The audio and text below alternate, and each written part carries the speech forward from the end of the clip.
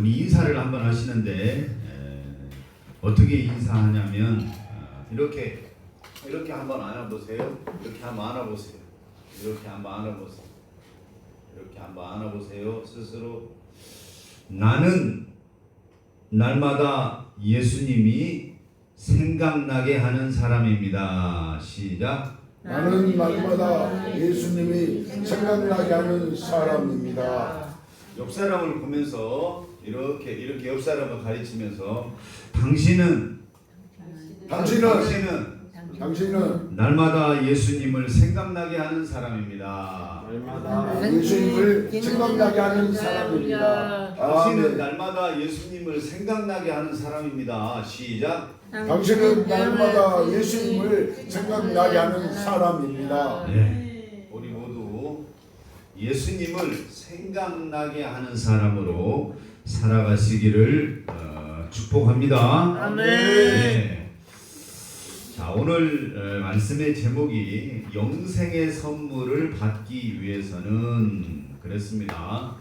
본문이 사도행전 11장 26절의 말씀도 있고 로마서 3장 26절도 있고 로마서 6장 23절도 있고 로마서 5장 8절 10장 13절 10장 9절에서 10절까지 있었는데 다 읽기가 복잡할 것 같아서 로마서 10장 9절로 10절까지만 읽었습니다.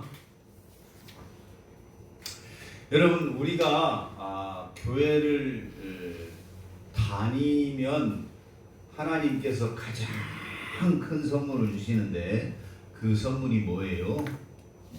영생입니다. 영원한 생명이에요. 근데 영원한 생명이라고 하는 게 나의 노력과 의지로 되는 것이 아니라 하나님이 주신 선물이라는 거예요. 그래서 오늘 설교의 제목이 영생의 선물을 받기 위해서는 위해서는 이라고 하는 것은 어떤 조건이 붙어 있다고 하는 겁니다. 자, 사랑하는 성도 여러분, 여러분은 그리스도인이란 어떤 사람이라고 생각하십니까? 어떤 사람이라고 여러분 생각하세요? 각자의 생각이 조금씩 다를 수 있습니다. 조금씩 자신의 고백과 자신의 이해로서 다른 표현이 있을 수는 있습니다. 그러나 하나님의 약속의 말씀인 성경을 기반으로 한 그리스도인에 대한 정의는 다음과 같습니다. 그리스도인이란 예수 그리스도를 구주로 영접하고 그분을 내 삶의 주인으로 모시고 살아가는 자를 의미합니다. 다시 한번 말씀드릴게요. 예수 그리스도를 구세주로 나를 구원하실 주님으로 영접하고 그분을 내 삶의 주인으로 손님이 아니고 주인으로 왕으로 모시고 살아가는 자를 의미합니다. 여기까지 여러분은 진실로 동의가 되십니까? 예? 동의가 되셔요?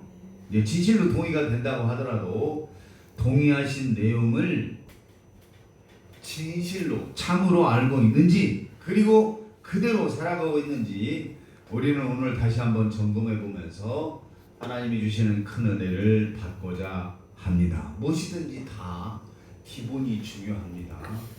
바닥이 중요해요.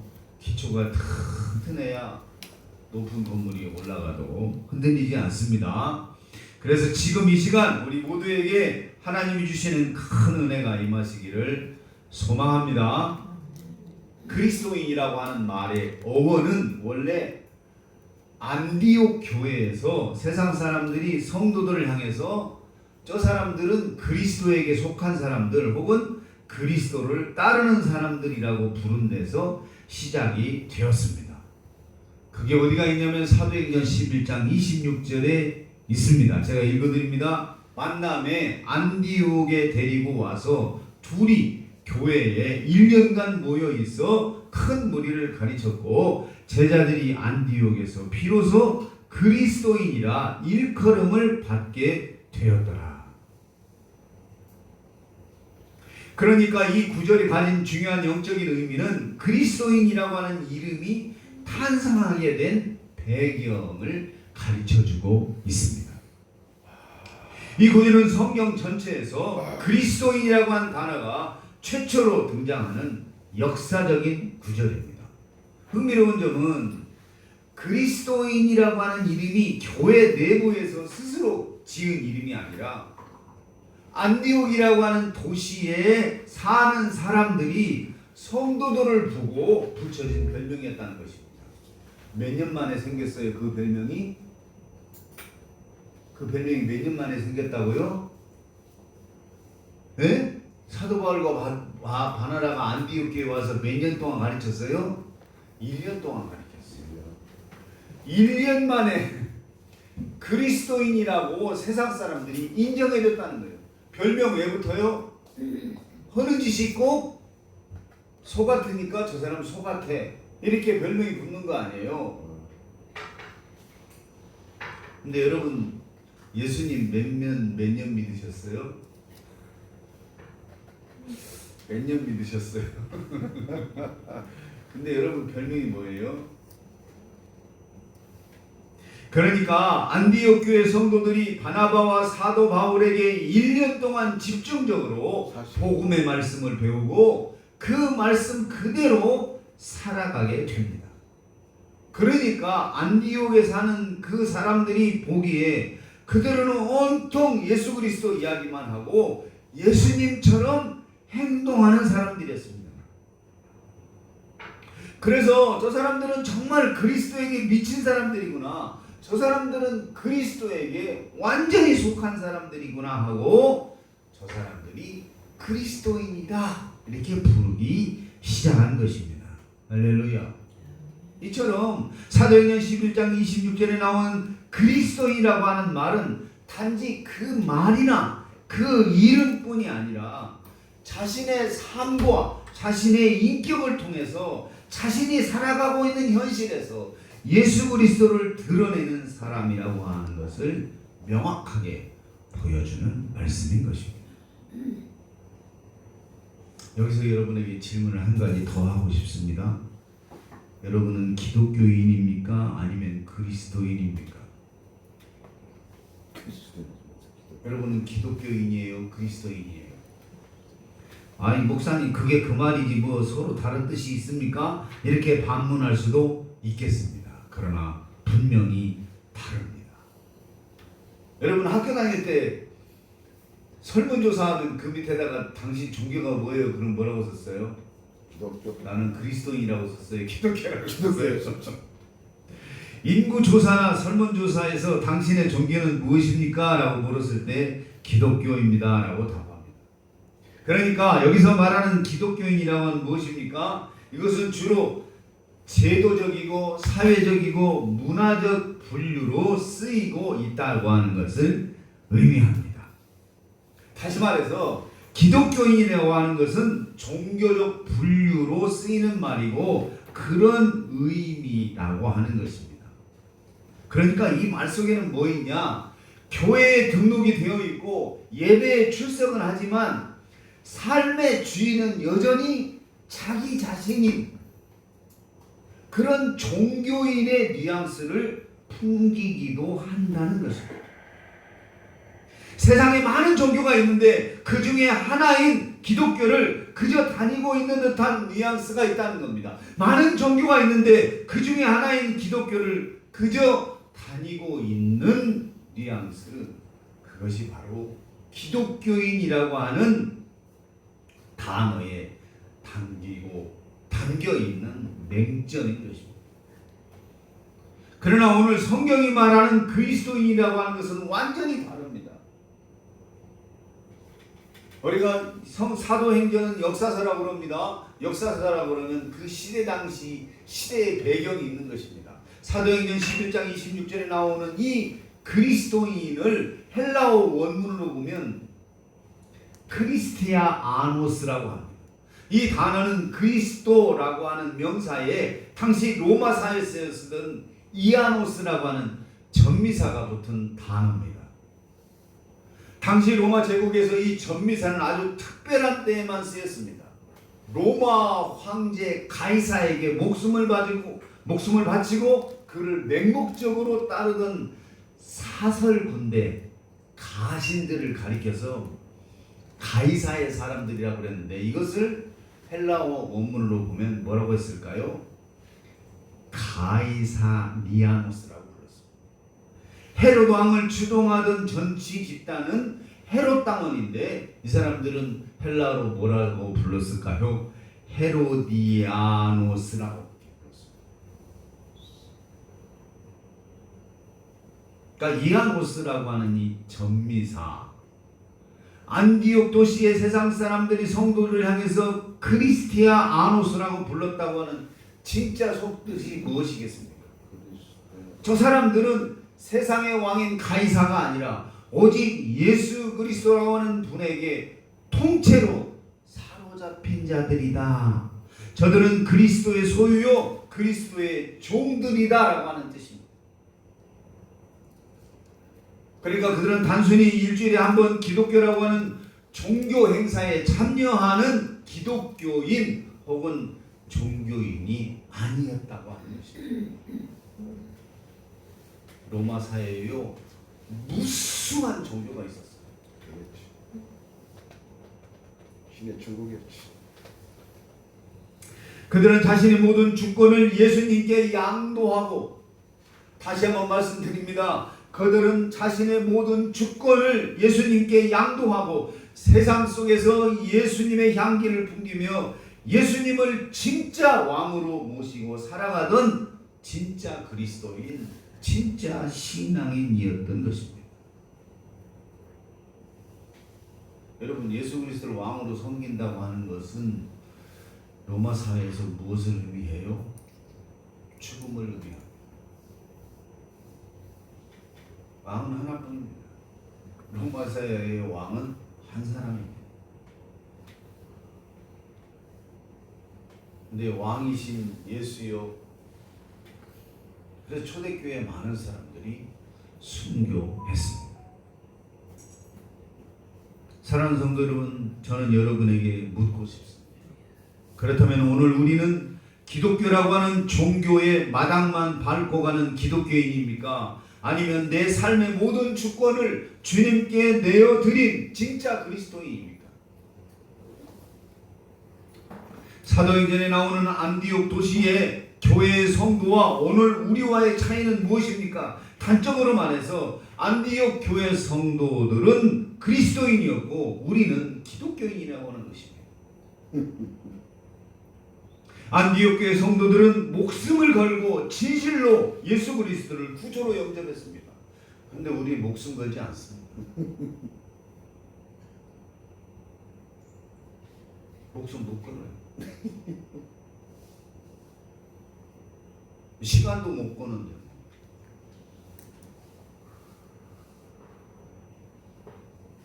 안디옥 교회 성도들은 진실로 예수 그리스도를 구주로, 구세주로 나를 구원하실, 세상을 구원하실 주님으로 영접했다고 하는 거예요. 기독교인과 그리스도인이라고 하는 말에는 다음과 같은 차이와 뉘앙스가 있어서 명확하게 다릅니다. 첫째로 기독교인과 그리스도인은 바라보는 관점이 다릅니다. 기독교인은 그저 사회적이고 제도적인 관점에서 교회를 바라봅니다. 하지만 그리스도인은 주님과의 친밀한 관계적이고 영적인 관점으로 자신의 삶을 바라봅니다.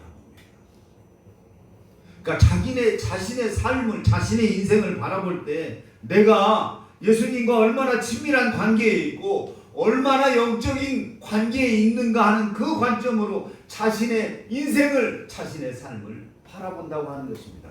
여러분의 삶을 바라보는 관점이 뭐예요? 여러분 이 차이를 아시겠습니까? 성도 여러분, 사회적이고 제도적인 관점으로 교회를 다닌다고 하는 게 무엇입니까? 그것은 내 마음에 예수님은 없는데 그저 교회라고 하는 조직이 주는 안정감, 기독교인이라고 하는 사회적인 평판, 혹은 윗대로부터 내려오는 가족적인 관계, 모태신앙으로부터 내려오는 그런 거, 주일에 교회는 가야 한다라고 하는 어떤 종교적인 의무감 때문에 이 자리에 앉아 있는 것입니다. 이것은 마치 백화점 회원권을 가진 손님처럼 교회가 제공하는 서비스, 교회가 제공하는 문화만 누릴 뿐 내 영혼은 정작 예수님과는 아무런 상관이 없는 상태를 말합니다. 이것이 바로 무서운 종교인의 모습인 것입니다. 그런데 성도 여러분, 주님과 친밀한 관계를 맺고 영적인 관점으로 삶을 본다고 하는 것은 무엇입니까? 정수인 목사님, 성경에서 말하는 주님과 친밀한 관계를 맺는 것은 대표적인 비유로 뭐라고 그랬어요? 주님과 얼마나 친밀한 관계를 살아야 돼요? 우리는 그리스도의 뭐예요? 신부야, 신부. 그러니까 예수 그리스도와 나의 관계가 그럴 정도로 인격적으로 가깝고 친밀한 관계에 있어야 된다는 거예요. 아침에 눈을 뜰 때부터 기독교라고 하는 종교의 규칙을 생각하는 게 아니라, 그런 율법을 생각하는 것이 아니라, 주님 오늘 하늘도 주님과 동행하기를 원합니다 라고 고백하면서 진짜로 동행하는 것입니다. 함께 사는 거예요. 힘든 일을 만나도 내 힘으로 해결하려고 아둥바둥 하는 것이 아니라, 어떤 사람들이 힘든 일을 만나면 친구를 만나요. 어떤 사람들은 힘든 일을 만나면 술을 먹어요. 어떤 사람은 힘든 일을 만나면 자기 힘으로 해결하려고 아둥바둥 하는 게 아니라 내 삶의 진짜 주인이신 예수님께 무릎 꿇고 기도하고 예수님께 묻고 예수님의 바짓가랑이를 붙잡고 늘어지는 것입니다. 주님과 의논하는 것입니다. 교회를 제도나 조직으로 다니는 기독교인은 결코 알 수 없는 내 삶을 직접 다스리시는 하나님과의 살아있는 사랑의 관계, 주님과 사실적인 관계, 아주 실제적인 관계, 지극히 개인적으로 친밀한 관계, 아가서의 말씀처럼 마치 신부와 신랑처럼 살아있는 인격체로서 교제하는 관계, 이것이 바로 진짜 그리스도인의 삶의 방식인 것입니다. 아멘. 둘째로 신앙의 중심이 다릅니다. 기독교인은 교회의 제도와 교회의 형식, 종교적인 문화에 중심을 두고 신앙생활을 합니다. 하지만 진짜 그리스도인은 오직 예수 그리스도와의 인격적인 관계에 중심을 둡니다. 성도 여러분, 신앙의 중심이 다르다고 하는 것은 무엇을 의미합니까? 기독교인은 교회의 눈에 보이는 형식과 교회의 제도에 중심을 둡니다. 주일 예배에 빠지지 않았으니 내 의무는 다 했다고 생각하고, 헌금을 드렸으니까 내 할 일 끝냈다고 생각합니다. 교회의 직분을 직장인들이 진급하듯이 계급으로 여기고 세련되고 익숙한 종교적인 문화 속에서 그저 마음의 평화를 얻는 것에 만족합니다. 주님의 길, 그리스도의 길, 멍에와 십자가는 없고 종교라고 하는 껍데기만 남아있는 것입니다. 그러나 성도 여러분, 진짜 그리스도인은 다릅니다. 그리스도인의 신앙 중심에는 제도가 아니라 오직 예수 그리스도와의 인격적인 관계가 있습니다. 아멘. 예수님이 내 마음에 살아 계시는 거예요. 하나님의 말씀이 나의 삶을 인도하고 있는 거예요. 하나님의 말씀이 내 마음에 살아서 운동력이 있어서 나의 삶을 준동하고 움직이고 지도하고 있는 거예요.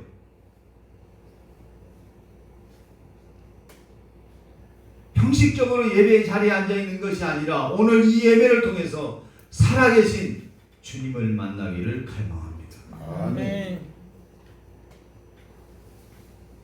그래야 우리가 주님과 형제 자매가 되는 거예요. 주님의 형제 자매가 되는 거예요. 주님과 형제 자매가 된 여러분, 주님과 인격적인 관계라고 하는 게 구체적으로 뭡니까? 그것은 서로의 마음을 알고 아픔을 공유하고 동행하는 것입니다. 주님이 내 아픔을 아셔요. 주님의 아픈 마음을 내가 알아요. 주님이 원하시는 게 뭔지를 내가 알고 있어요. 진짜 그리스도인은 주님이 기뻐하시는 일에 함께 기뻐하고 주님이 가슴 아파하시는 죄의 자리에 함께 눈물을 흘립니다. 교회의 거대하고 화려한 시스템이 나를 구원하는 것이 아닙니다. 수천 명, 수만 명, 수십만 명이 나가는 그 교회의 화려한 시스템, 그 종교적인 문화, 그 속에 있어야 내가 구원받는 게 아닙니다. 나를 위해 피 흘려 죽으신 예수 그리스도 그 한 분과 맺어진 뜨거운 사랑의 관계만이 우리를 진짜 그리스도인으로 만듭니다.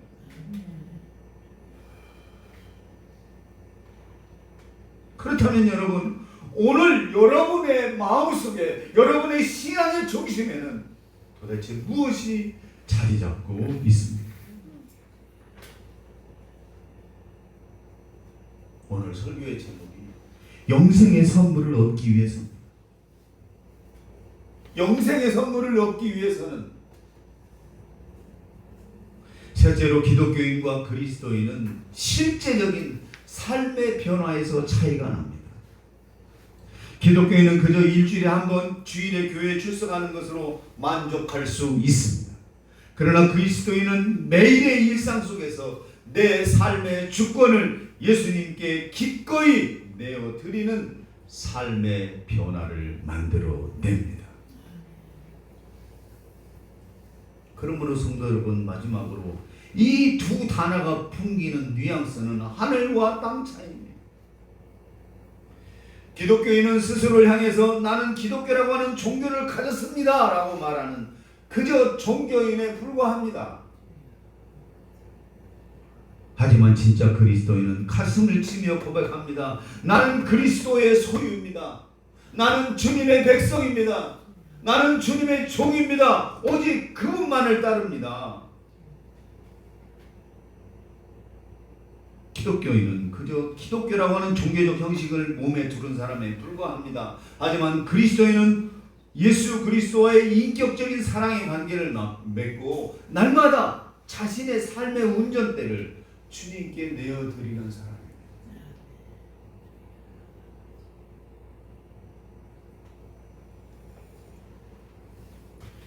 이제 우리는 주일에만 겨우 교회 마당을 밟는 기독교인의 자리를 박차고 일어나서 내 삶의 주권을 하나님께, 주님께 내어드리는 진짜 그리스도인이 되어야 합니다.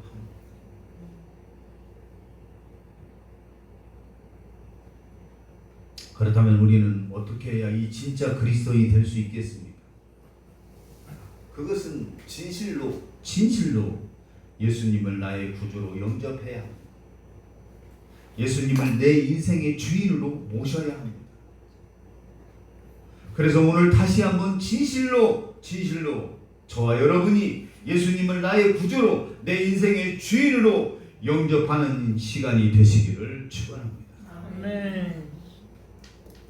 과거는 싹 잊고 오늘 다시 한번 이 시간에, 그래서 여러분이 입으로 시인하고 입으로 기도했던 모든 그 말들이 실제 사건이 되시기를 축원합니다. 그래서 그저 익숙하게 매주 가던 기독교라고 하는 종교를 마지못해서 다니는 자가 아니라 내 영혼의 구원자이신 예수님을 만나서 그가 주시는 최고의 선물, 영원히 목마르지 않는 영생의 선물을 진짜로 내 것으로 받는 역사가 일어나시기를 축원합니다. 아멘. 오늘 사도 바울이 전한 로마서 말씀은 바로 이 영생의 선물을 받기 위해서 우리가 어떻게 진실로 예수님을 영접해야 하는지 그 구원의 길을, 그 구원의 여정을 우리에게 보여주고 있습니다. 영생을 선물로 받기 위한 구원의 여정의 첫 번째는 뭐냐? 내가 죄인이며 예수님의 구원이 필요함을 인식해야 합니다. 이 첫 번째 단계에서 다 넘어집니다. 나는 예수님의 구원이 필요 없어요. 나는 교회 안 다녀도 되고 그저 편안하게 다녀도 되고. 그러니까 진실로 예수님을 영접하고 영생의 선물을 받기 위해서 우리는 가장 먼저 내가 영원한 죽음과 절망에 빠질 수밖에 없는 비참한 죄인이라고 하는 사실을 깨달아야 합니다.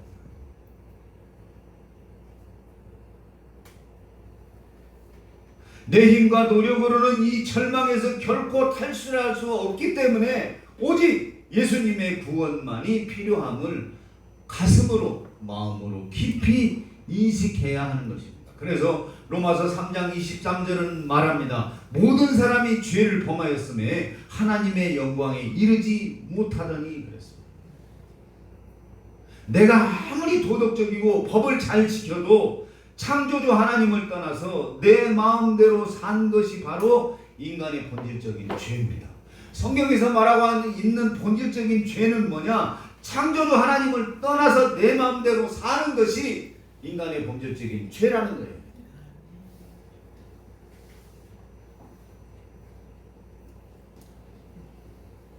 그래서 내가 스스로는 고칠 수 없는 중병에 걸린 환자임을 절박하게 깨닫는 사람만이 나를 구원해 줄 의사를 찾듯이 내 힘으로는 구원받을 수 없는 죄인임을 인식하는 사람만이 예수님이 내미신 구원의 손길을 찾는 것입니다. 이것이 첫 번째 단계입니다. 이것을 사람들이 깨닫지 못하기 때문에 다른 곳에서 찾거나 절실하지 않습니다. 간절하지 않습니다. 다른 곳에서 구원을 받으려고 그러는 것입니다. 다른 곳에서 자신의 인생의 행복을 찾고 있는 것입니다. 유튜브를 보고 있는 사랑하는 성도 여러분이요, 이 첫 번째 단계가 매우 중요합니다.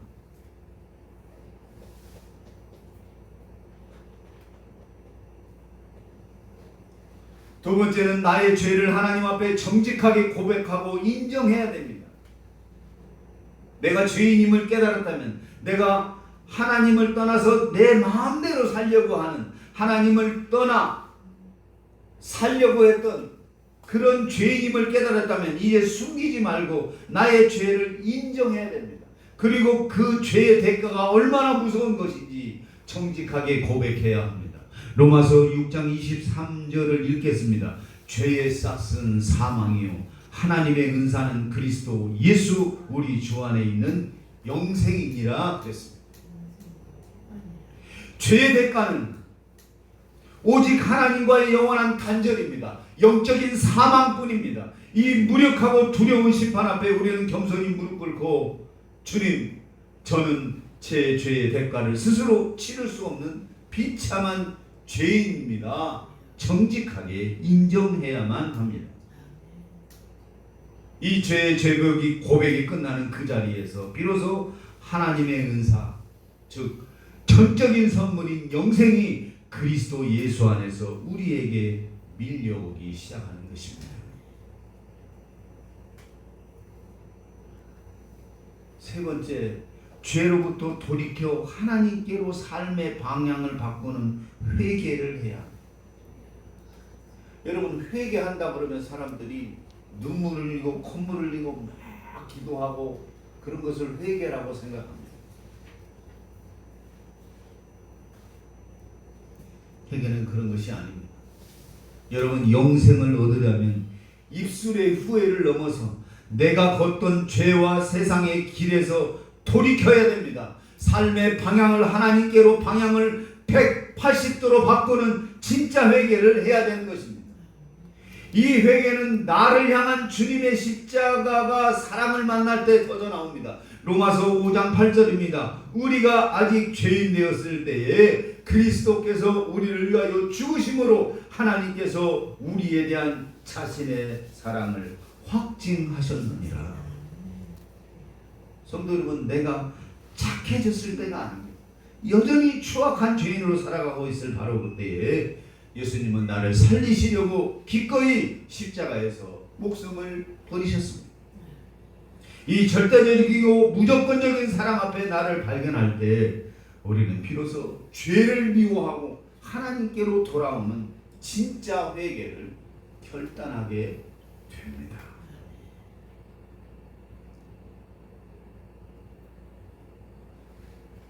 네 번째로 예수님께 그분의 은혜로 나를 구원해 달라고 간절히 기도해야 합니다. 이제 내 힘으로 구원받을 수 없음을 알았습니다. 주님의 사랑을 알았습니다. 그러면 물에 빠져 죽어가는 사람처럼 오직 주님의 이름을 부르며 주님의 은혜를 달라고 구해야 합니다.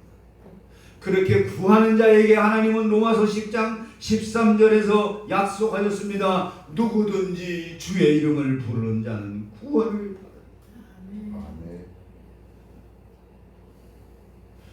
물에 빠져 죽어가는 사람이 나를 살려달라고, 나 좀 살려주시오, 나 좀 살려주세요, 내가 지금 죽어가고 있습니다, 이런 심정으로 주의 이름을 부르는 자는 구원을 받으리라는 것입니다. 어떤 죄인이든지 어떤 죄를 지었든지 상관없습니다. 자격도 조건도 없습니다. 누구든지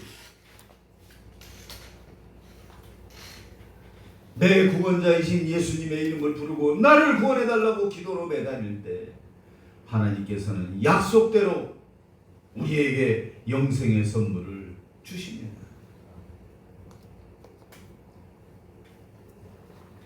마지막으로 인생의 주권을 예수님께 내어드리고,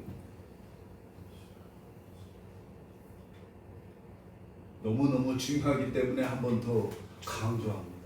인생의 주권이 누구한테 있어요? 예수님께 있습니다. 여러분 묻고 싶습니다. 여러분 인생의 주권이 누구한테 있어요? 누가 주인이에요? 내 인생 나의 것이에요? 내 뜻대로 살아야 돼요? 임성규 주사님, 내 인생의 드라마가 내 뜻이 이루어지는 게 옳아요? 하나님이 이루어지는 게 나을 것 같아요? 여러분 어떤 게 해피엔딩으로 끝날 것 같아요? 김진남 지사님, 내 인생 시나리오가 내 뜻이 이루어지는 게 옳아요? 하나님의 뜻이 이루어지는 게 옳아요? 무엇이 해피엔딩이겠습니까? 툭불로가 있어. 인생의 주권을 예수님께 내어드리고 예수님을 나의 진짜 주인으로 삼아야 합니다. 이것이 회개예요. 회개는 단순히 눈물을 흘리고 콧물을 흘리고 잘못했습니다, 뭐 이러는 게 아니에요.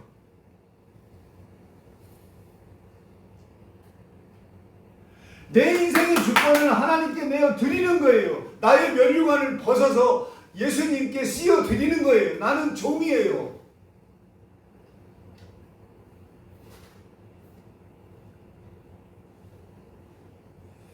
영생의 선물을 받는다고 하는 것은 단순히 종교적 교리에 동의하는 것이 아닙니다. 내 인생의 소유권, 내 인생의 결정권을 예수님께 넘겨드리는 것입니다. 그리고 예수님을 나의 주님으로 삼는 거예요. 주님으로 삼는다고 하는 것은 사도행전에 나와 있는, 성경에 있는 역사적 배경을 보면요, 주님이 왕이고 나는 거기에 소유된 종이에요. 종은 아무런 결정권이 없습니다. 왕이 죽으라면 죽고 가라면 가고 서라면 서는 거예요.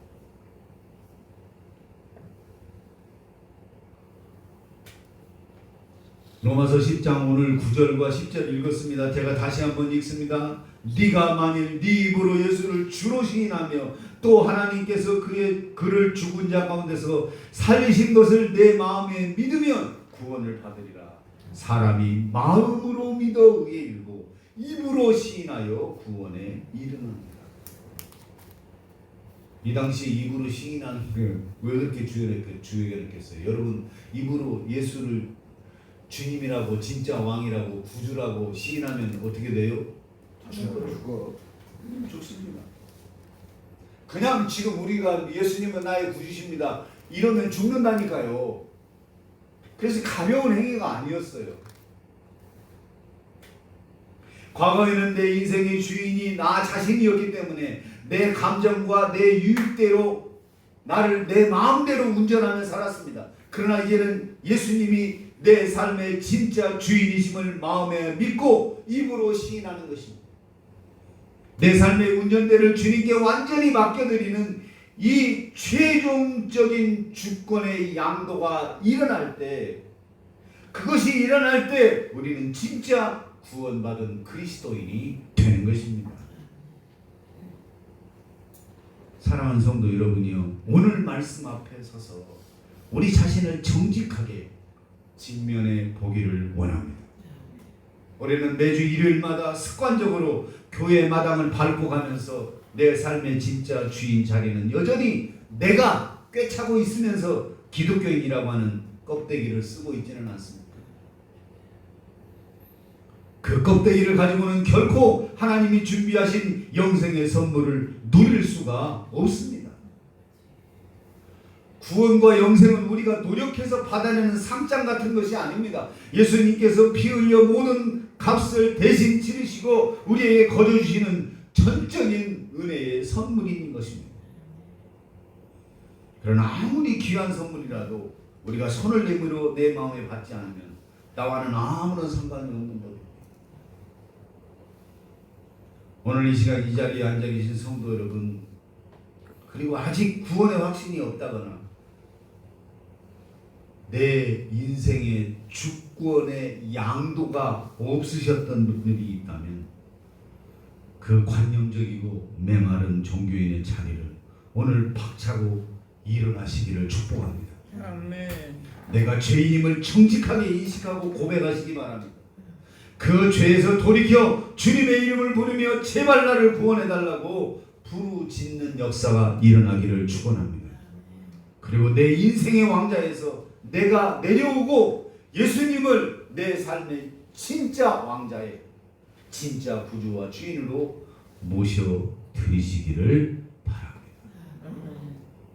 오늘 이 시간 진실로 예수님을 나의 구주로 내 인생의 주인으로 모셔드려서 이름뿐인 기독교인이 아니라 주님께 온전히 사로잡힌 진짜 그리스도인들이 되시기를 바랍니다. 그래서 하나님이 약속하신 가장 위대하고 고귀한 영생의 선물을 오늘 이 시간 실제로 소유하고 누리시는 저와 여러분이 복된 삶이 되시기를 주님의 이름으로 간절히 축원합니다. 그런 결단과 마음을 담아서 응답의 찬송 38장 같이 한번 가사를 의미하면서 부르시겠습니다.